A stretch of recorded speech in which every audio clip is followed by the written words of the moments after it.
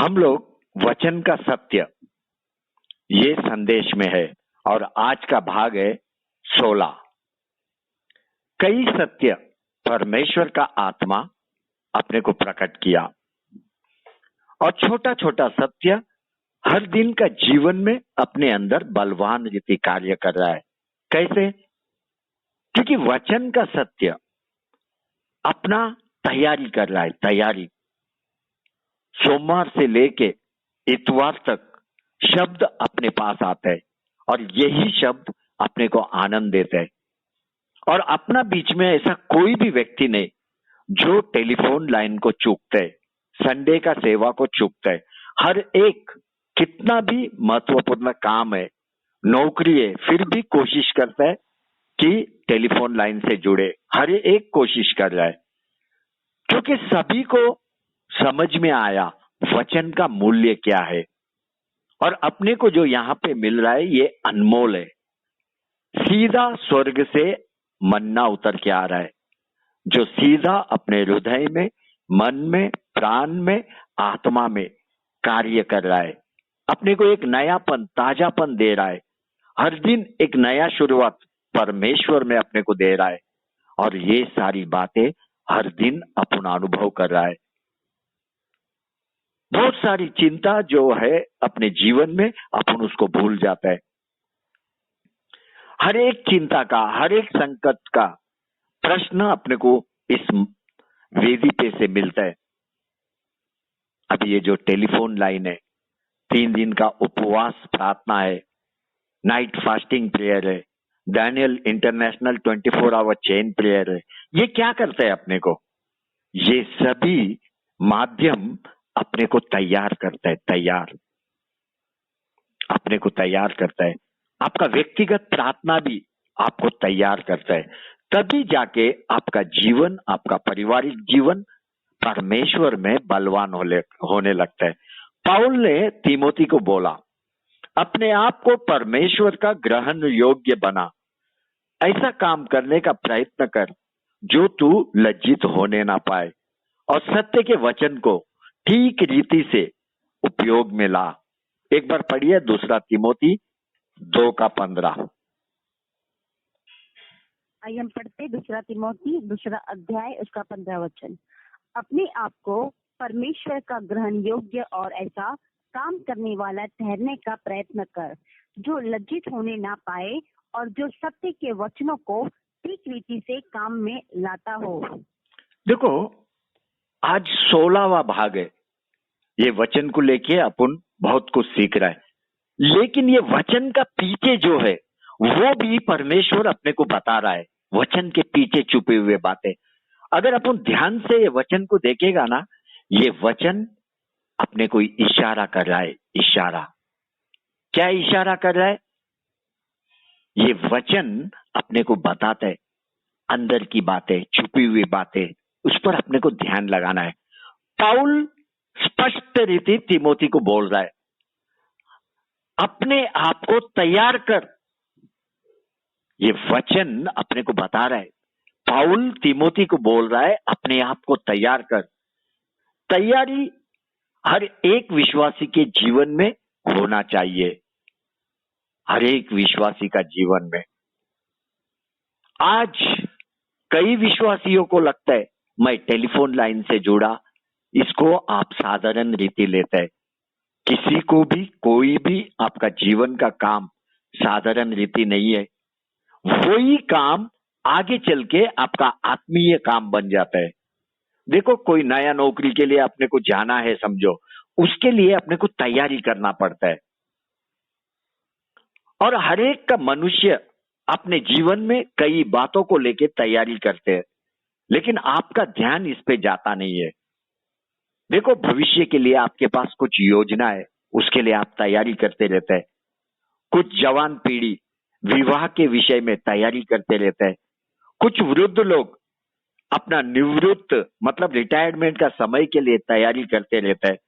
लेकिन एक विश्वासी होने के नाते अपने आप को प्रभु यीशु क्रिस्त का दुल्हन करके तैयार करना बहुत जरूरी है। ये बात मैं वापस बोलता हूं। एक विश्वासी होने के नाते अपने आप को प्रभु यीशु क्रिस्त का दुल्हन करके आपको तैयार करना बहुत जरूरी है। अभी अपना बीच में कई लोग धीरे धीरे प्रभु यीशु क्रिस्त का दुल्हन में बदलते जा रहा है। एक दुल्हन को देखो, जब उसका विवाह रहता है, वो दुल्हन को देखो, वो क्या करती है, अलग अलग रीति से तैयार होती है। इतना सारा तैयारी होने के बाद भी गहने, कपड़े, बहुत सारा मेकअप, फिर भी वो तृप्त नहीं होते और भी तैयारी करते हैं। क्यों? क्योंकि वो क्षण विवाह का वो अद्भुत क्षण है उसका जीवन का। एक बार एस्तर रानी को देखो, एक साल तक राजा के लिए, रानी बनने के लिए वो तैयार हो रही थी। अभी एस्तर के साथ और भी कई कुंवारी लड़की लोग हैं, एस्तर की तरह तैयार हो रहा है राजा का रानी बनने के लिए। लेकिन एस्तर एक गोद ली हुई लड़की है, गोद लिया हुआ लड़की, उसको मां नहीं है, बाप नहीं है। उसका चाचा वही एस्तर का देखभाल करता था। आपको मालूम है बाइबल क्या बोलता है? राजा ने दूसरी कुंवारी लड़कियों से ज्यादा एस्तर को प्रेम किया। राजा का अनुग्रह, राजा का कृपा एस्तर के ऊपर उतरा, एस्तर के ऊपर। ये बात पढ़ो, एस्तर 2:17, एस्तर 2 चैप्टर 17 वर्स। आइए हम पढ़ते एस्तेर उसका दूसरा अध्याय उसका 17वां वचन। राजा ने एस्तेर को और सब स्त्रियों से अधिक प्यार किया और अन्य सब कुंवारियों से अधिक उसके अनुग्रह और कृपा की दृष्टि उसी पर हुई। इस कारण उसने उसके सिर पर राज मुकुट रखा और उसको वस्ती के स्थान पर पटरानी बनाया। देखो वहां पे और भी कुंवारी लड़कियां हैं। जैसा एस्तर रानी ने तैयारी किया उसी रीति से इन्होंने भी तैयारी किया। हो सकता है रानी बनने का इच्छा में इन्होंने कुछ ज्यादा तैयारी किया होगा। लेकिन इतना सब तैयारी होने के बाद इन कई लड़कियों के बीच में से राजा ने एस्तेर को प्रेम किया, सभी से ज्यादा एस्तेर को प्रेम किया। ऐसा एस्तेर ने अलग क्या तैयारी किया? एक साल में एस्तेर ने बाकी लड़कियों से अलग क्या तैयारी किया? एस्तेर ने अपने स्वभाव के ऊपर काम किया, स्वभाव के ऊपर। देखो एस्तेर बहुत ही सुंदर था, इसमें बिल्कुल दुविधा नहीं है और कोई प्रश्न भी नहीं है। लेकिन उसके अंदर एक स्वभाव तैयार हो गया। एक साल के अंदर शांत रहना, नम्रता का आत्मा को अपने जीवन में कार्य करने को दिया, कार्य। अगर एस्तेर को देखेगा, उसका चेहरा पे परमेश्वर का मुख का प्रकाश चमकता था। अगर एस्तेर रानी को देखेगा, उसके अंदर हृदय में परमेश्वर का आत्मा चमक रहा था, अंदर से भी चमक रही थी, वो बाहर से भी चमक रही थी। देखो आपका तैयारी कभी भी राजा को प्रसन्न करना चाहिए। राजा को, अपना दूल्हा राजा प्रभु यीशु क्रिस्त बहुत ही जल्दी आने वाला है। अपने को, अपने आप को तैयार करना है। इस रीति से आपको तैयार करना है कि अपना राजा अपने को ग्रहण करना चाहिए, स्वीकार करना चाहिए। आपको मालूम है मूसा जो मिस्र देश छोड़ के भाग के मिदियन नाम का देश में आया। मिदियन, अभी मिदियन देश में एक याजक है, उसका नाम है रूएल। अभी रूएल को 7 बेटी है, 7। अभी ये 7 बेटी शाम के समय में कुएं पे पानी भरने को आया। इतना ही नहीं, उन्होंने अपने भेड़ को वहां पे लेके आया। अभी ये सब भेड़ किसका है? पिता का। वहां पे वो कुआं पे सभी को पानी पिलाने के लिए लेके आया।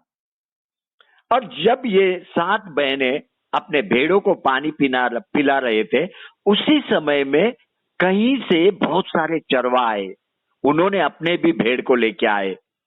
वे लोग आके 7 बहनों को डांटने लगे, उनको डराने लगे। वे लोग लेट आया, लेकिन जो पहला आया 7 बहन, इनको डरा के कुएं से बाजू किया। उसी समय में मूसा वहां पे प्रवेश किया। मूसा ने क्या किया मालूम है?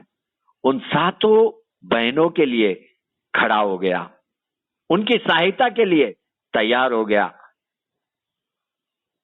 और जितने भी भेड़ उनके थे, सभी को पानी पिलाने के लिए भी मूसा तैयार हुआ। ये बात पढ़ो, निर्गमन 2:17। आइए हम पढ़ते निर्गमन 2 अध्याय उसका 17 वचन। तब चरवाहे आकर उनको हटाने लगे। इस पर मूसा ने खड़े होकर उनकी सहायता की और भेड़ बकरियों को पानी पिलाया। देखो यहाँ पे अपन क्या देखते हैं, गलत बातों के लिए मूसा खड़ा हो गया। गलत बातों के लिए मूसा खड़ा हुआ, 7 बहनों को मदद करने के लिए, उनके भेड़ को पानी पिलाने के लिए। और बाकी चरवा लेट आया था, ये 7 बहनों से लेट, फिर भी उनको डरा रहा था, धमकी दे रहा था।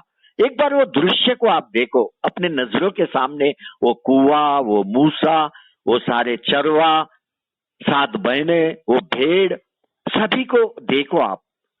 यहां पे जब आप देखते हैं ना, मूसा में एक नया गुण अपन देखते हैं। मूसा क्या करता है? नेतृत्व करने लगता है। नेतृत्व का गुण इंग्लिश में लीडरशिप बोलते हैं, लीडरशिप।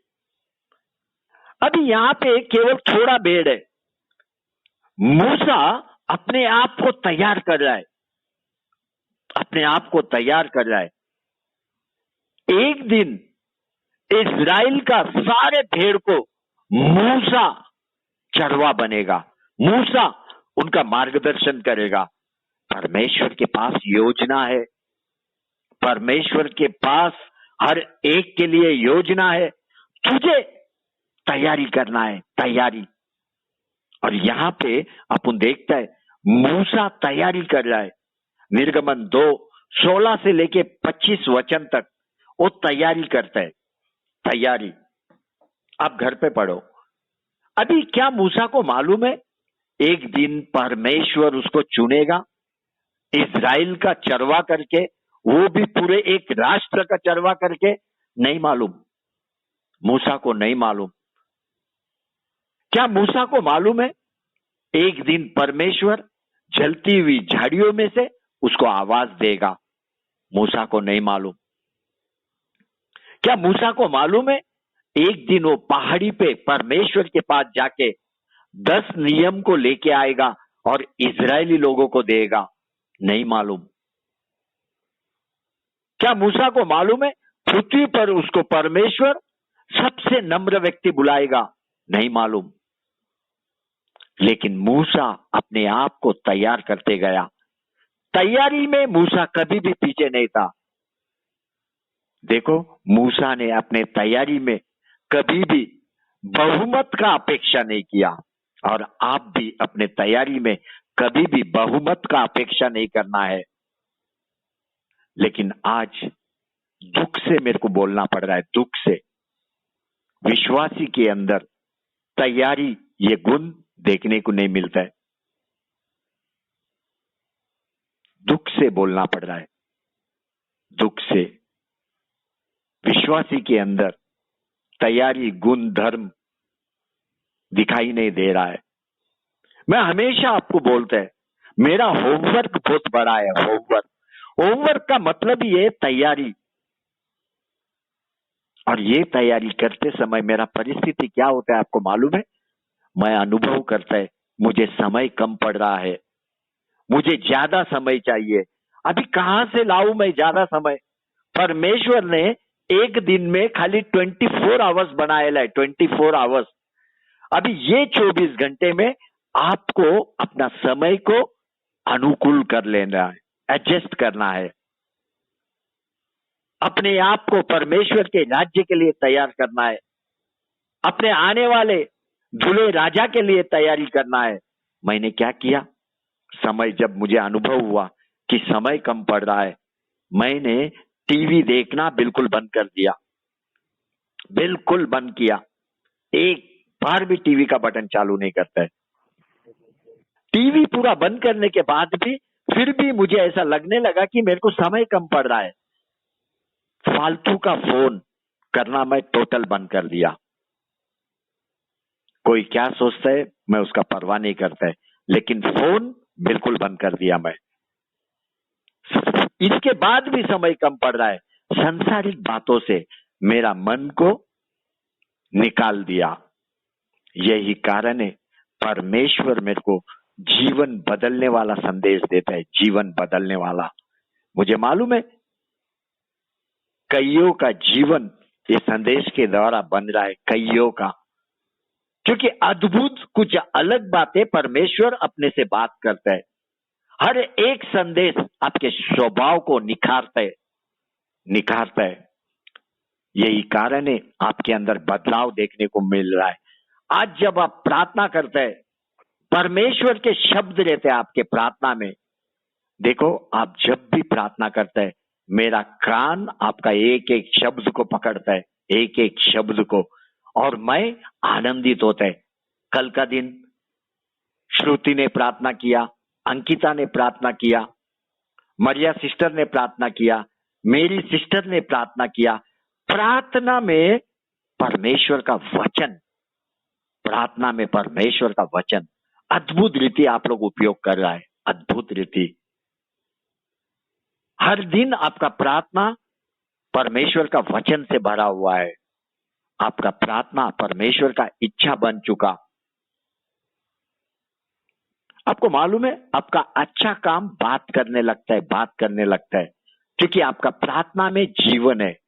आपका प्रार्थना परमेश्वर के सिंहासन के पास जाके काम करने लगता है, और आपकी प्रार्थना में परमेश्वर को रुचि हो गया, रुचि।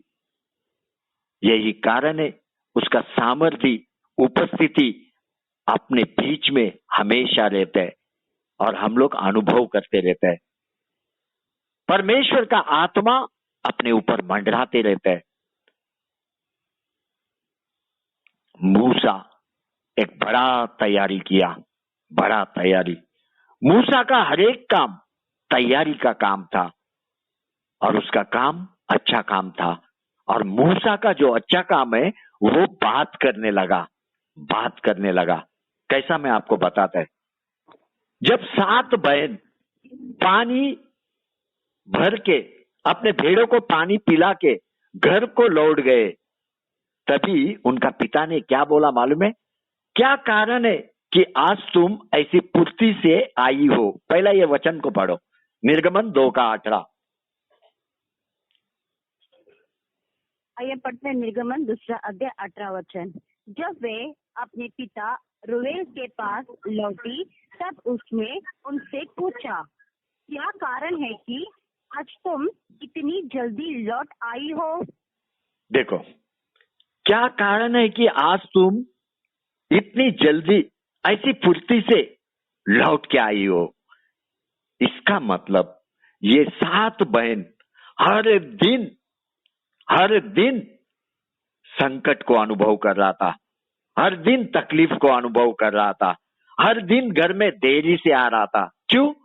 क्योंकि वो चरवा लोग हर दिन इनको डांटता था, हर दिन इनको प्रथम आने के बाद भी पानी भरने को नहीं देता था, उनके भेड़ों को पानी पीने को नहीं देता था। जब तक सभी चरवा लोगों का भेड़ पानी पी के नहीं खत्म होता है, तब तक ये बहने बाजू में खड़ा रहता था, कुएं के नजदीक भी नहीं आ सकता था। लेकिन मूसा का अच्छा कार्य ने, मूसा का अच्छा काम ने रोवेल के मुख से बात करने लगा, रोवेल के मुख से बात करने लगा। देखो, नेतृत्व का गुण हर एक विश्वासी का अंदर होना चाहिए। मूसा 7 बहनों के लिए खड़ा हुआ, मूसा भेड़ों को पानी पिलाने के लिए तैयार हुआ। अगर मूसा का मन में उस समय में ऐसा आता, समझो कि मैं परदेसी हूं, क्यों ये चरवा के साथ लड़ूं, ये बहुत सारे है और ये देश उनका देश है, मुझे क्या करना है? ऐसा अगर मूसा के मन में आता, वो कभी भी एक नेतृत्व कर नहीं पाता, कभी नहीं। और क्या होता मालूम है, परमेश्वर भी उसका उपयोग कभी नहीं कर पाता। परमेश्वर हमेशा ऐसे लोगों को खोजता है जो दूसरों लोगों के लिए खड़ा होता है, जो दूसरों को मदद करना चाहता है। केवल ऐसे लोगों को परमेश्वर खोजता है। और ऐसे लोग मिलने के बाद परमेश्वर अपना योजना वो व्यक्ति के द्वारा पृथ्वी के ऊपर पूरा करता है। ये 7 बहन पिता के पास आके बताया कि एक मिस्री व्यक्ति आके उन चरवाओं से हमें छुड़ाया और हमारा मदद किया पानी निकालने में, पानी पिलाने में। तुरंत पिता ने क्या बोला मालूम है? वो पुरुष कहाँ है? वो पुरुष कहाँ है? तुम उसको क्यों छोड़ आई हो? उसको बुला ले आओ कि वह भोजन करे। पढ़िए ये बात, निर्गमन 2:20। आइए हम पढ़ते निर्गमन 2:20। तब उसने अपनी बेटियों से कहा, वह पुरुष कहाँ है? तुम उसको क्यों छोड़ आई हो? उसको बुला ले आओ कि वह भोजन करे। देखो कैसा अच्छा काम बात कर रहा है, देखो अच्छा काम दूसरे के मुख से बात कर रहा है। रूएल अपने बेटियों को बोल रहा है, वो पुरुष कहाँ है? तुम उसको क्यों छोड़ आई हो? अगर आपका काम अच्छा है, लोग आपके विषय में चर्चा करेंगे, आपको खोजने लगेंगे। लोग चाहेंगे कि आपका देखभाल करना, आपका चिंता करना, आपको भोजन खिलाना, आपको अपने घर में शरण देना। यहाँ पे मूसा अपने आप को परमेश्वर के सामने तैयार कर रहा था और वहां पे मिस्र देश में इजरायली लोगों का जीवन भयंकर होते जा रहा था, भयंकर। एक एक दिन का जीवन जीने के लिए संघर्ष कर रहे थे। बाइबल बोलता है इजरायली कठिन सेवा के कारण लंबी लंबी सांसें ले रहे थे, कठिन सेवा के कारण। अभी लंबा श्वास कौन लेता है? जो हिसाब से ज्यादा काम करता है, थक जाता है, अंदर से बीमार हो जाता है, वो लंबा सांस लेने लगता है, लंबा। इजराइल का परिस्थिति विकट और भयंकर हो गया। ऐसे समय में उन्होंने परमेश्वर को दोहाई दिया, परमेश्वर को पुकारा और उनका पुकार परमेश्वर के सिंहासन के पास पहुंचा।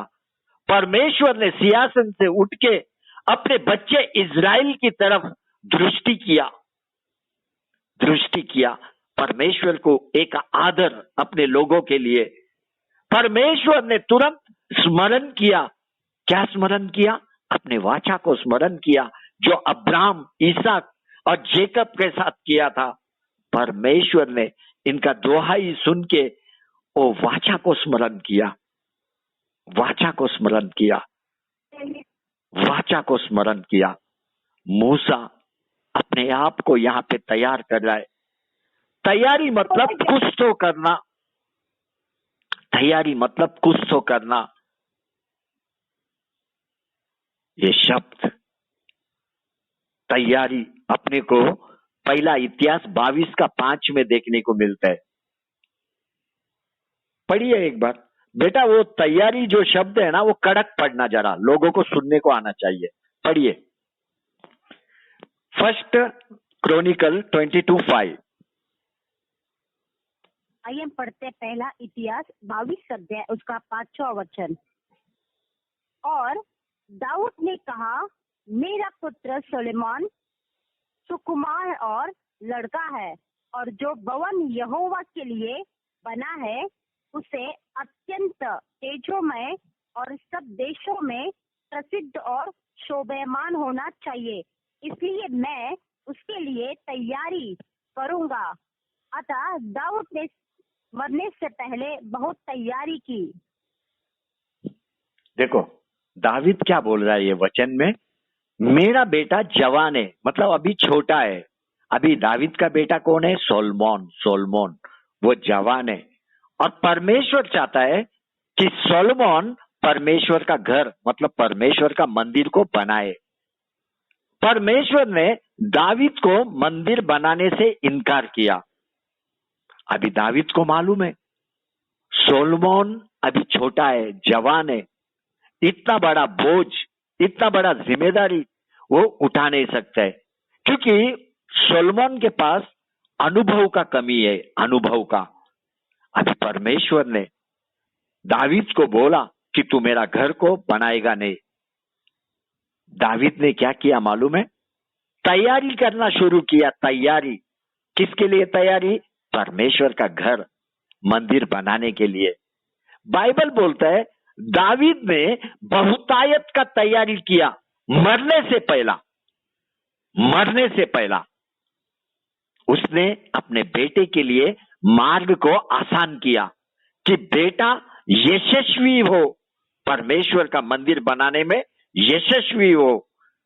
अगर अपन दावीद का तैयारी को देखेगा, अपन दावीद के अंदर एक बड़ा शांति और एक बड़ी सामर्थ को देखते हैं। बड़ा शांति और सामर्थ। दावीद ने क्या किया? इज़राइल देश में जितने भी परदेसी लोग थे, परदेसी, उनको इकट्ठा किया और परमेश्वर का भवन बनाने के लिए, पत्थर गढ़ने के लिए राज ठहरा दिया। पढ़िए ये बात, पहला इतिहास 22 2 से 4 तक पढ़िए, अच्छे से पढ़िए। हम पढ़ते हैं पहला इतिहास 22 अध्याय 2 से 4। तब दाऊद ने इज़राइल के देशों में जो परदेसी थे उनको इकट्ठा करने की आज्ञा दी और परमेश्वर का भवन बनाने को पत्थर गाड़ने के लिए ठहरा दिया। के किवाड़ों की कीलों और जोड़ों के लिए बहुत सा लोहा और तोला से बना बाहर बहुत पीतल और गिनती से बाहर देवदार के पेड़ इकट्ठे किए, क्योंकि सिदोन और सेर के लोग दाऊद के पास बहुत से देवदारों के पेड़ लाए थे। देखो, अभी दावीद ने किसको इकट्ठा किया? परदेसी लोगों को। परदेसी मतलब अविश्वासी लोग। अभी बाइबल में अगर अपन देखेगा तो परमेश्वर का मंदिर को परदेसी लोगों ने बनाया। परदेसी लोगों को, इजरायली लोग, यहूदी लोगों का उपयोग नहीं हुआ। आज भी पृथ्वी के ऊपर लाखों कलीसिया है, लाखों। ये कलीसिया यहूदी लोगों का बनाया हुआ नहीं है। ये कलीसिया अन्य जाति विश्वासी और अन्य जाति लोगों का मदद से बनाया गया। अभी हर एक सामग्री उसमें जो इकट्ठा किया गया, जैसा पत्थर है, मार्बल है, दरवाजा है, लकड़ी है, बहुत कुछ है, ये भी दावीद इकट्ठा करने लगा। और परमेश्वर ने क्या बोला दावीद को? तू मेरा मंदिर नहीं बनाएगा। और दावीद ने परमेश्वर का ये शब्द का पालन किया। उसने मंदिर नहीं बनाया, लेकिन मंदिर के लिए दूसरा मार्ग खोजा, वो है तैयारी का मार्ग। दावीद का जितना भी पैसा था, सब कुछ मंदिर का सामग्री खरीदने में उसने लगा दिया। अभी तैयारी दावीद के जीवन का सबसे अद्भुत बात है, सबसे अद्भुत बात। और ये अद्भुत बात विश्वासी से छुपा हुआ है। परमेश्वर दावीद पे क्रोधित नहीं हुआ। परमेश्वर ने दावीद को ये नहीं बोला अपना तैयारी को बंद कर, तू मंदिर को नहीं बनाएगा, तो तू क्यों सामग्री खरीद रहा है, क्यों अपना पैसा लगा रहा है। परमेश्वर ने ऐसा नहीं बोला। परमेश्वर तैयारी करने वाले लोगों को प्रेम करता है। Hallelujah, hallelujah, hallelujah. अरे तैयारी करने के लिए तुझे मार्ग को खोजना है। परमेश्वर के राज्य में बीज बोने के लिए तुझे अलग अलग रास्ता ढूंढना है। लेकिन आज विश्वासी अपना पैसा ज्यादा संसार में डालता है, संसार में। अरे परमेश्वर के घर में डाल, परमेश्वर के घर में। आज विश्वासी का परिस्थिति क्या है मैं बोलूं? विशेष करके जिसका पास कार है, 2 व्हीलर गाड़ी है, विशेष करके ऐसे लोगों के लिए मैं बात करता है। देखो, कार के लिए, बाइक के लिए पार्किंग में वो लोग 50 रुपया देते हैं, 50 रुपया। कार पार्किंग के लिए ज्यादा देता होगा, लेकिन बाइक के लिए 50 रुपया। चर्च में आने के टाइम पार्किंग में जाके गाड़ी लगाता है, लेकिन जब कलीसिया के अंदर आता है वो परमेश्वर के राज्य के लिए 10 रुपया ढूंढता है। 10 रुपया अपने गाड़ी के लिए वो महत्व देता है, लेकिन परमेश्वर के राज्य को वो महत्व नहीं देता है। अगर सच बोलेगा तो एक विश्वासी को शनिवार को तैयार होना चाहिए। शनिवार को, इतवार को कलीसिया में आने से पहला अपना बीज अपना हाथ में रखना चाहिए। जो कुछ भी तुझे बोना है परमेश्वर से बात करना चाहिए, कितना बोना है, और उसको प्रार्थना घर में ही करना चाहिए। शनिवार को इस तरह का हृदय आपको रहना चाहिए। इसी को बोलते हैं तैयारी। कई विश्वासी को मैं देखता है कलीसिया में आने के बाद अपना पाकिट खोलता है, ढूंढता है, 10 का नोट ढूंढता है, लेकिन 10 का नोट नहीं मिलेगा। अगर 100 का नोट है तो वे लोग परेशान होते हैं, ये डालना या नहीं डालना। सच में ये परिस्थिति है आज कई विश्वासी लोग का। घर में 650 रुपया किलो वाला मटन आप लाके आराम से खा सकते हैं, वहां से कभी सोचता नहीं। देखो आप मटन खाते हैं, इसका विरोध में मैं नहीं है, लेकिन आपके हृदय को मैं तैयार कर रहा हूं। आपके हृदय को दावीद के जैसा मेरे को बनाना है। दावीद मरने से पहला अपना पैसा परमेश्वर के राज्य के लिए लगाया, परमेश्वर के राज्य के लिए लगाया। लेकिन आज का विश्वासी मरते समय भी वो परमेश्वर के राज्य में पैसा नहीं लगाते है, वो पीछे देखते हैं, अपने बच्चों के तरफ देखते हैं, बच्चों के तरफ देखते हैं जिनका जन्म भी नहीं हुआ। उसका हृदय पोता पर पोते के लिए लगाए, लेकिन परमेश्वर के राज्य के विषय में मरते समय भी वो कंजूस है, कंजूस। लेकिन दावीद के पास बड़ा दर्शन है कि परमेश्वर का घर को बनाना। उसका पुत्र सोलोमन जो जवान है, जिसके पास अनुभव नहीं है, वो भी चाहता है कि परमेश्वर का घर प्रसिद्ध, वैभवशाली, अद्भुत बने, सभी देश के बीच में अद्भुत रहे। वो भी तैयारी कर रहा था, मंदिर के लिए तैयारी। बाइबल बोलता है दावीद ने बहुतायत का तैयारी मरने से पहला किया। अभी अपन सोलोमन के तरफ देखेगा, उसका भी दर्शन अपने पिता की तरह है, क्योंकि पिता ने उसको वैसा शिक्षा दिया, वैसा उसको तैयार किया। सोलोमन चाहता है पिता के मन में जो जो बातें हैं, पिता क्या चाहता है, एक वैभवशाली मंदिर वो बनाए। और इसके लिए ज्ञान का जरूरत है, ज्ञान का। और सोलोमन ने क्या किया, परमेश्वर से पैसा नहीं मांगा, परमेश्वर से सोलोमन ने ज्ञान को मांगा। देखो बूढ़ा पिता, जवान पुत्र, दोनों का मन एक है, दोनों का शरीर एक है, दोनों भी चाहता है कि अद्भुत, प्रसिद्ध, वैभवशाली मंदिर इजराइल में बने, सारे देश के लोग उसको देखे उनका योग्य दर्शन है। और वो दर्शन पूरा करने के लिए उनका तैयारी भी उतना ही योग्य है। दावीद ने सोलोमन के मन में डाला कि तू परमेश्वर से ज्ञान मांग। देखो ये सब छुपा हुआ बात आपको मैं बता रहा हूं। दावीद ने डाला सोलोमन के मन में कि तू परमेश्वर से ज्ञान मांग। योग्य शिक्षा दावीद अपने पुत्र को दे रहा था। पढ़िए, एक बार पढ़िए क्या बोला सोलोमन को दावीद ने। पहला इतिहास 22:11 से 13 तक पढ़िए। हम पढ़ते पहला इतिहास 22:11 से 13 वचन।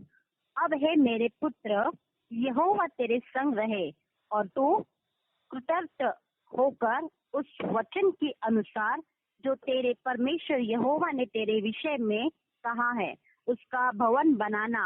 अब यहोवा तुझे बुद्धि और समझ दे और इज़राइल का अधिकारी ठहरा दे, और तू अपने परमेश्वर यहोवा की व्यवस्था को मानता रहे। तू तब ही कृतज्ञ होगा जब उन विधियों और नियमों पर चलने की चौकसी करेगा जिनकी आज्ञा यहोवा ने इस्राएल के लिए मूसा को दी थी, हिवाए बांध और दृढ़ हो, मत डर और तेरा मन कच्चा ना हो। देखो क्या शिक्षा दिया, आप ये घर में वापस पढ़ो 11 से लेके 13 पद तक, क्योंकि हर एक माँ बाप अपने बच्चों के लिए अच्छा शिक्षा देना चाहिए। इस भाग में मैं कुछ फेल हो गया, कुछ भाग में मैं फेल हो गया, बच्चों को अच्छा शिक्षा दे नहीं पाया। दावीद ने बोला, दावीद में कि प्रभु तेरे साथ रहे और तू उन्नति करे, परमेश्वर का घर तू बनाए, तू परमेश्वर का नियम का पालन कर, बलवान और धाड़स रहे, घबरा मत, टूट मत, प्रभु तुझे ज्ञान देगा, प्रभु तुझे समझ देगा। ये सब दावीद का बातें, तैयारी का बातें, तैयारी का बातें। आज अपने बच्चों की तरफ अपन देखेगा, वो लोग केवल एग्जाम में पास होते हैं, बस केवल पास होते हैं और हम लोग खुश हो जाते हैं। आपको मालूम है, कभी आप सोचा वो लोग केवल पास क्यों हो रहे हैं? क्योंकि तैयारी बहुत ही कमजोर है। अच्छा पास होने के लिए एक बड़ा तैयारी का जरूरत है, तभी सभी बच्चों में तू एक होशियार बच्चा बनेगा, होशियार।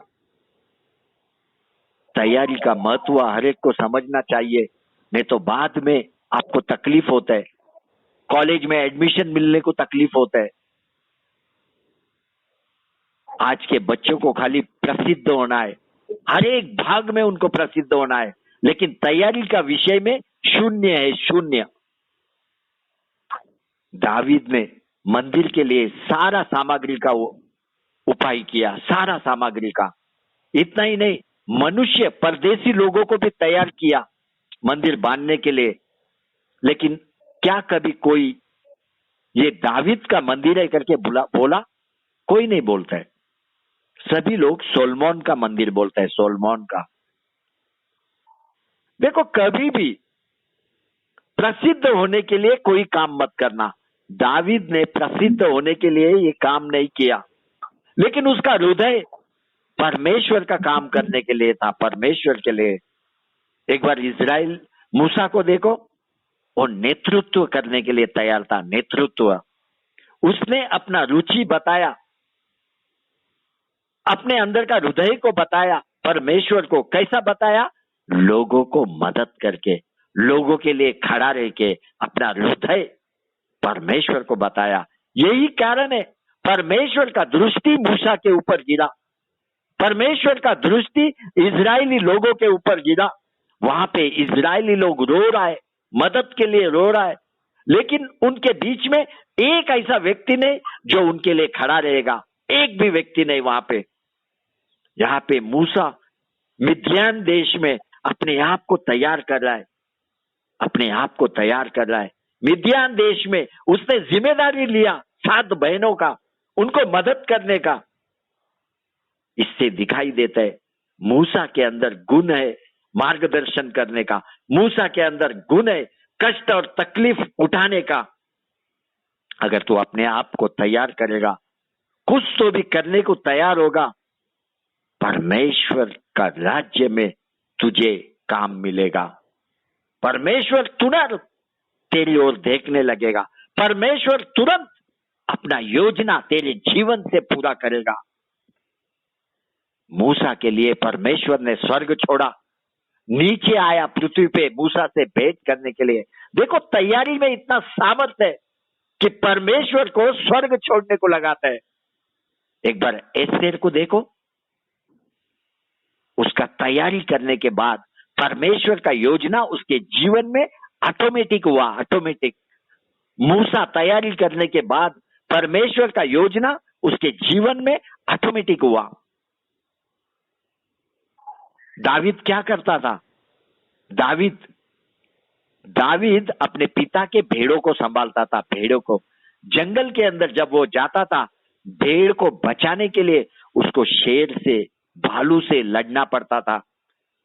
भेड़ को बचाना आसान नहीं, खुकार शेर से, खुकार भालू से। लेकिन बिना हथियार का दावीद अपने भेड़ बचाने के लिए शेर को, भालू को मारता था वहां पे। दावीद जंगल के अंदर तैयार हुआ, जंगल के अंदर। यही कारण है परमेश्वर ने दावीद पे दृष्टि किया। परमेश्वर ने दावीद को गोलियत को मारने के लिए उपयोग किया। गोलियत को। दावीद एक ही ऐसा राजा है पृथ्वी पे जिसने कभी भी एक भी युद्ध हारा नहीं। कैसा? उसका तैयारी बड़ा रहता था, उसने तैयारी को महत्व दिया। बाकी राजा लोग को देखो, कभी आप सुनेगा नहीं कि ये राजा सभी युद्ध जीता। आप यही सुनेगा, ये राजा कई युद्ध हार गया, ये राजा युद्ध के अंदर मर गया। लेकिन दावीद के विषय में ऐसा नहीं है, सभी युद्ध उसने जीता। सभी राजा के लिए दावीद एक रोल मॉडल है, रोल मॉडल। कोई भी युद्ध होने दो, दावीद योजना के अनुसार चलता था, तैयारी करता था, परमेश्वर को आगे रखता था। और परमेश्वर का घर बांधने में भी वो पीछे नहीं रहा, उसके लिए बड़ा तैयारी किया, बड़ा। परमेश्वर ने क्या बोला मालूम है दावीद के विषय में? दावीद मेरे हृदय के पास का है, दावीद मेरे हृदय के पास का है। परमेश्वर ने मूसा के विषय में क्या बोला? मूसा पृथ्वी पर का सबसे नम्र व्यक्ति है। देखो, ये टाइटल, ये किताब, ये नाम किससे मिल रहा है? परमेश्वर से मिल रहा है। अगर तू अपने आप को तैयार करेगा, अपने आप को तैयार करेगा, तुझे परमेश्वर किताब देगा, नाम देगा। एस्तेर को देखो, एक अनाथ लड़की, लेकिन धाड़स के साथ यहूदी लोगों को बचाने के लिए खड़ी है।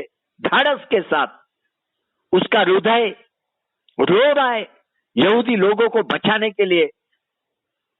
बड़ा तैयारी किया एस्तेर रानी ने, एक बड़ा जोखिम उठाया यहूदी लोगों को बचाने के लिए, इजरायलियों को बचाने के लिए बड़ा जोखिम उठाया एस्तेर रानी ने। एक बड़ा संकट का सामना करने के लिए वो तैयार हो गई। लेकिन कभी भी राजा को बताया नहीं कि वो यहूदी लड़की है। अपना पितरों का पृष्ठभूमि भी उसने बताया नहीं। पृष्ठभूमि मतलब बैकग्राउंड, बैकग्राउंड बताया नहीं। जब राजा ने एस्तेर को पूछा, तुझे क्या चाहिए? अगर तू चाहती है आधा राज्य भी मैं तुझे दूंगा। पढ़िए ये बात पहला, एस्तेर 5:1-3।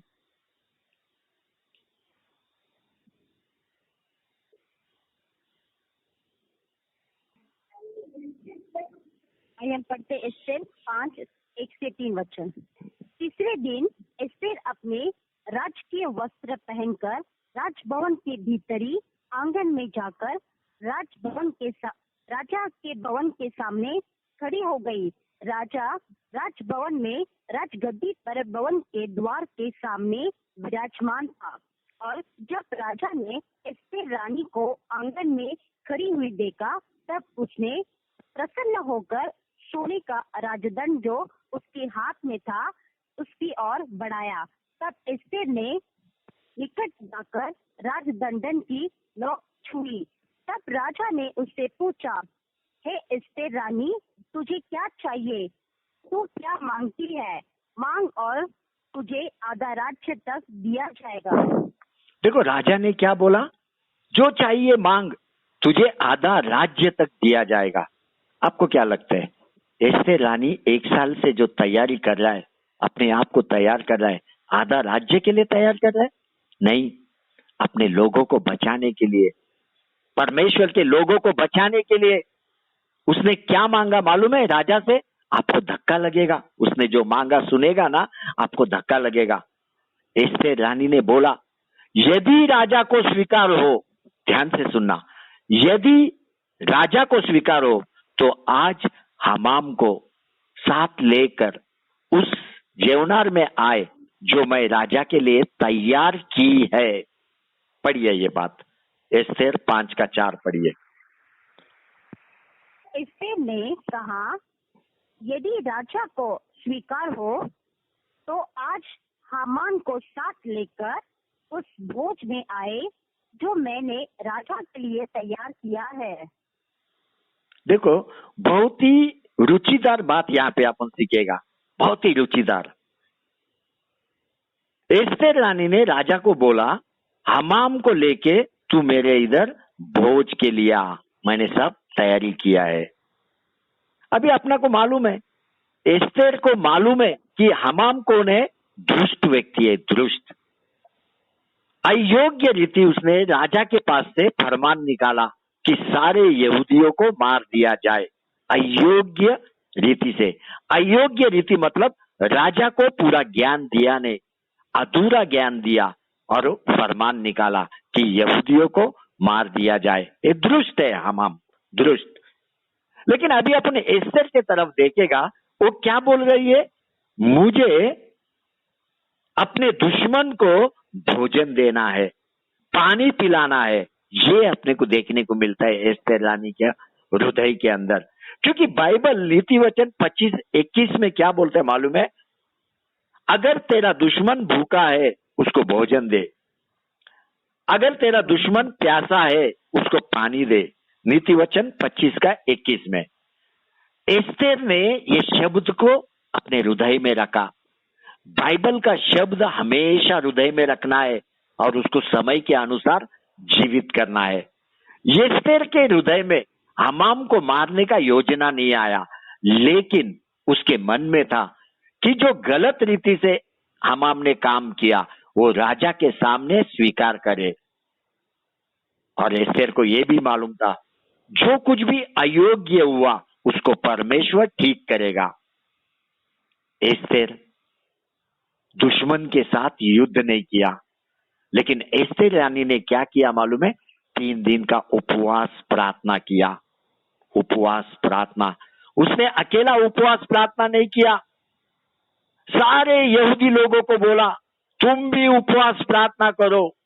आज अपन क्या कर रहा है, उपवास प्रार्थना, वो भी 3 दिन का, अपने लिए कुछ भाग में, लेकिन अपना प्रार्थना लोगों को उद्धार मिलने के लिए, अपना देश ख्रिस्ती देश होने के लिए, अपना प्रार्थना दूसरों के लिए है। एस्तेर को देखेगा तो एक धार्मिक विश्वासी, धार्मिक, हमेशा परमेश्वर के दया पे निर्भर। एस्तेर रानी का तैयारी कुछ अलग था। आधा राज्य के लिए वो लालची नहीं थी, आधा राज्य के लिए वो लालची नहीं थी, लेकिन राजा को, हमाम को भोज के ऊपर बुलाया, भोज के ऊपर उनके लिए भोजन का प्रयोजन किया। यही कारण है परमेश्वर का दृष्टि एस्तेर पे गिरा और परमेश्वर ने एस्तेर को छोटा उम्र में रानी बनाया, 14 साल का उम्र में रानी बनाया। और एस्तेर अपने लोगों को बचाने में विजयवंत हुई, विजयवंत। परमेश्वर का दया कभी भी एस्तेर को छोड़ा नहीं। तैयारी विश्वासी के जीवन में बहुत ही महत्वपूर्ण है। जितना ज्यादा आप तैयारी करेगा, परमेश्वर का अनुग्रह हमेशा तुझ पर बना रहेगा। एक बार देखो, मूसा से भेंट करने के लिए परमेश्वर स्वर्ग छोड़ के आया। उसको, मूसा को जलती हुई झाड़ियों में से परमेश्वर ने बुलाया, जलती हुई झाड़ियों से। इतना ही नहीं, मूसा का स्वभाव क्या था मालूम है, अपने ससुर लुएल का भेड़ बकरी को लेके वो साफ जमीन पे नहीं जाता था, हमेशा भेड़ बकरी को लेके पहाड़ी पे जाता था चराने के लिए। पहाड़ी के ऊपर परमेश्वर ने उसके अंदर का स्वभाव को देखा कि इसको पहाड़ी से बहुत प्रेम है। परमेश्वर ने भी बाद में मूसा को भेंट करने के लिए पहाड़ी पे बुलाता था। तैयारी बहुत जरूरी है। जो कुछ भी अभ्यास अभी आप करते हैं, वही अभ्यास को परमेश्वर अपने योजना में बदल देता है, योजना में बदल देता है। जितना ज्यादा मूसा पहाड़ी पे गया, उतना ज्यादा परमेश्वर के साथ पहाड़ी के ऊपर परमेश्वर के उपस्थिति में रहा। तू वचन को प्रचार कर, समय और असमय में तैयार रहे, समय और असमय में तैयार रहे। सब प्रकार की सहनशीलता और शिक्षा के साथ उलाहना दे। जरूरत पड़ने पे डांट, जरूरत पड़ने में समझा, ये सारे गुण तेरे अंदर होना चाहिए। 2 तिमोथी 4:2।